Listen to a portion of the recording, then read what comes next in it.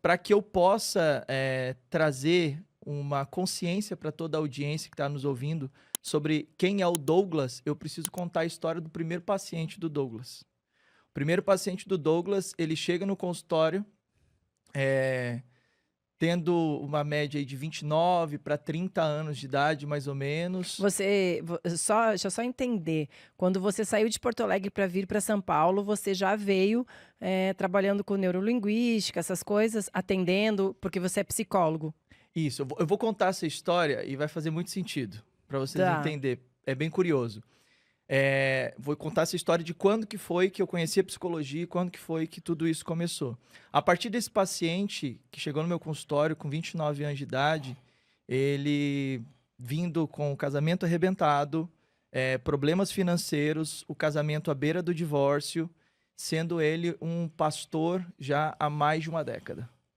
E essa primeira experiência com essa pessoa foi quando então se descobriu questões do passado com relação a abuso infantil, abuso sexual e também com relação à parte de violência doméstica, que isso era uma coisa que não era muito claro para essa pessoa e que isso foi descoberto a partir de uma experiência de um burnout, que é um esgotamento por conta de frustração do trabalho, por conta de insatisfação no relacionamento, por conta de excesso de atividades, desconforto. E esse primeiro paciente era eu. Eu sou esse cara que lá atrás, ainda com 10 anos de idade, foi vítima de abuso sexual por um vizinho, onde esse vizinho fez um convite, eu era pequenininho, meu pai trabalhando, minha mãe trabalhando, a família toda trabalhando. E eu fui convidado por esse vizinho para ir até a casa dele, onde lá na casa dele, então, eu fui abusado. Isso ficou entre mim e Deus e mais ninguém. Foi uma vez só? Foi uma única vez. E eu não falei isso para ninguém, não Quantos anos compartilhei você com tinha? ninguém. 10 anos. 10 anos. Não compartilhei com ninguém, não dividi isso com ninguém.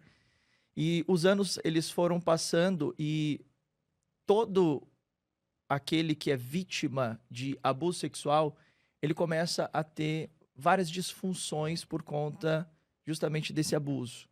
E eu comecei a ter essas disfunções, eu comecei a ter dificuldade de aprendizagem, eu comecei a ter dificuldade de relacionamento, eu me tornei introspectivo. Você pensava nesse abuso? Eu não pensava porque, dentro daquilo que eu fui entender posteriormente, essa era uma memória recalcada. Então eu reprimi isso, né, para poder seguir a vida. Eu tinha que seguir a Você vida. passou por cima, esqueceu, guardou, escondeu Tava lá no que Freud seguir. ensina, Aham. lá no meu inconsciente, lá embaixo, lá embaixo do iceberg.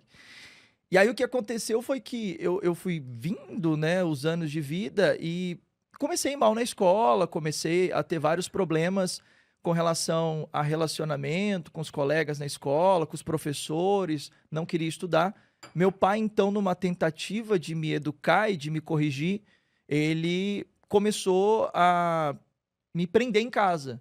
E a forma como ele decidiu me prender era uma forma um pouco inusitada, diferente do que a maioria das pessoas fazem com seus filhos, porque ele amarrava a minha perna com uma corrente e um cadeado e ele me deixava preso na cama assim que a minha mãe saía para o trabalho. Então minha mãe saía para o trabalho, eu ficava lá com a perna amarrada, uma corrente e um cadeado na cama por horas e horas, sem poder ir no banheiro, sem poder comer. Era realmente como se fosse um animal, assim, preso para não poder sair, porque era uma tentativa dele de eu não ir para rua. E o seu pai fazia o quê nesse tempo? Meu pai era mecânico, autônomo. Então ele trabalhava por casa mesmo. Minhas irmãs, as duas irmãs faziam faculdade, então trabalhavam, faziam faculdade, iam embora para o trabalho, para a faculdade. E a minha mãe trabalhava como operária de fábrica, então ela ficava num período do dia em casa e a maior parte do dia ela passava fora. E o meu pai, na medida de tentar me corrigir, tentar me disciplinar, ele me prendia dessa forma. Só que muitas vezes, quando eu estava solto, né? Então é igual cachorro vira-lata, quando fica solto sai correndo na rua. Eu queria rua, eu queria ficar com os amigos, né? Com as companhias de rua. E aí o meu pai não queria que eu ficasse na rua.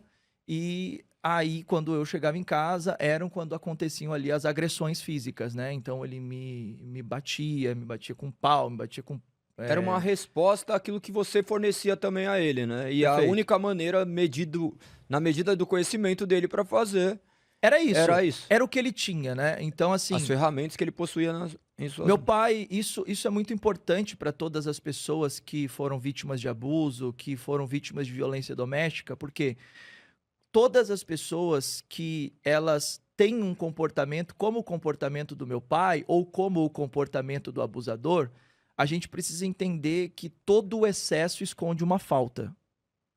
Então, diante desse comportamento, é muito importante que você olhe para a vida dessa pessoa com empatia, para que você entenda o histórico de vida dessa pessoa. E aí, quando você vai olhar, por exemplo, para abusadores, existe uma pesquisa que revela que a maioria dos abusadores, eles foram vítimas de abuso de alguma forma na sua infância. Então, de alguma maneira, eles também foram abusados, assim como os agressores. Então, naquele momento, eu demorei, obviamente, como eu disse, durante toda essa trajetória do Douglas, passando por abuso sexual, agressão doméstica, até que aos 21 anos de idade eu conheço Jesus, porque aos 21 anos de idade foi quando, então, depois de todos esses imbrólios da vida, eu conheço Jesus, eu vou para dentro de uma igreja evangélica, e ali dentro daquela igreja E quem evangélica, te chamou para ir para a igreja? uma amiga que me convidou. Ela me fez um convite, eu estava, enfim, na vida tentando dar certo, né? Então, eu vivia sem propósito, eu não entendia muito bem o que deveria ser feito da minha vida. Então, para quem já tem ali um pouco de conhecimento, entende que a figura paterna, ela é fundamental na construção do ser, né? De uma pessoa, tanto de um menino quanto de uma menina. E eu cresci com a visão do meu pai, uma visão paterna muito distorcida, porque aquele que deveria ser o meu herói era o meu agressor. Então, eu não me sentia seguro para a vida, eu não me sentia direcionado para a vida, eu não sabia o que eu deveria fazer, eu não sabia para onde que eu deveria ir. Então, eu tinha muitos medos, eu tinha muitos traumas, e tudo isso somando me levava a ter uma vida estagnada. E aí, quando eu recebi esse convite dessa amiga, eu estava bem mal, assim, porque meus relacionamentos não davam certo, minha carreira não dava certo, eu não estava bem nos estudos, então nada ia para frente. E quando ela me convidou para ir até a igreja, eu vi ali uma centelha de oportunidade, aquela luz no fim do túnel. Eu falei, mas será? A primeiro momento eu estranhei um pouco, né, pela questão litúrgica do culto, da igreja, né, porque era uma igreja neopentecostal, as pessoas falando em línguas, e eu pela primeira vez ali eu já não entendia nada daquilo, não entendia as manifestações do Espírito, eu não entendia nada de igreja. Então, ao primeiro momento eu fiquei um pouco assustado, mas eu fui muito bem acolhido. E isso fez toda a diferença.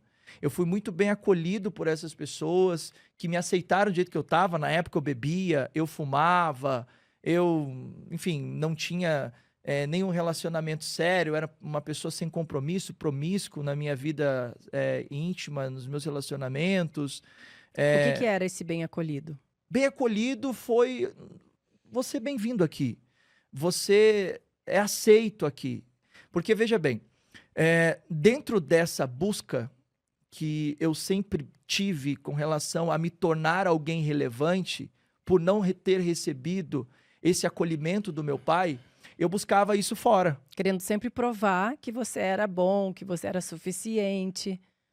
E eu querendo sempre fazer isso o tempo todo. Então, assim, na verdade, no fundo, o que eu queria era a aprovação do meu pai, que eu nunca tive.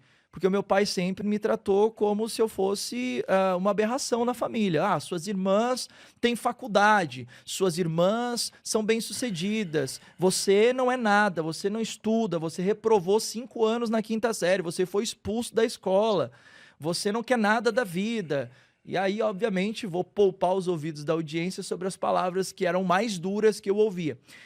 E dentro de uma questão científica, neuroquímica e neurológica, a gente sabe que crianças que crescem no lar, onde há muita agressividade, o cérebro ele tem uma diminuição e ele não se desenvolve como o cérebro de uma criança que nasce em um lar saudável, com palavras de afirmação.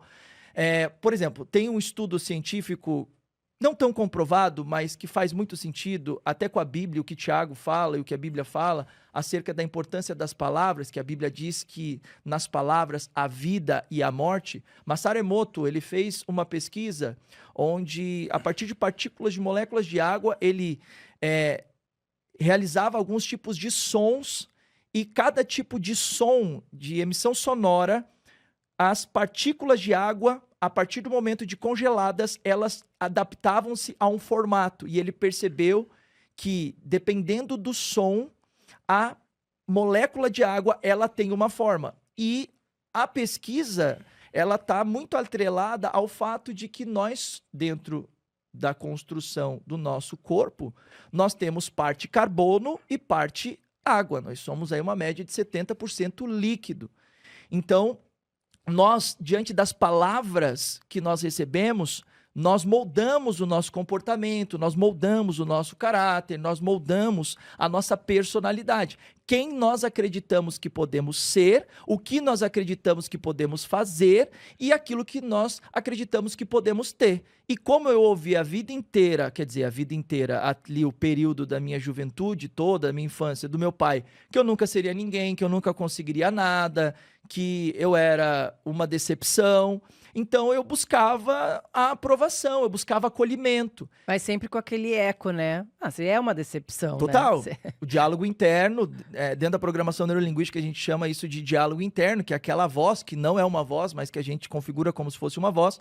Mas na minha cabeça o tempo todo ecoando, com as minhas memórias permanentes, de todas as agressões, de todas as palavras que eu ouvia.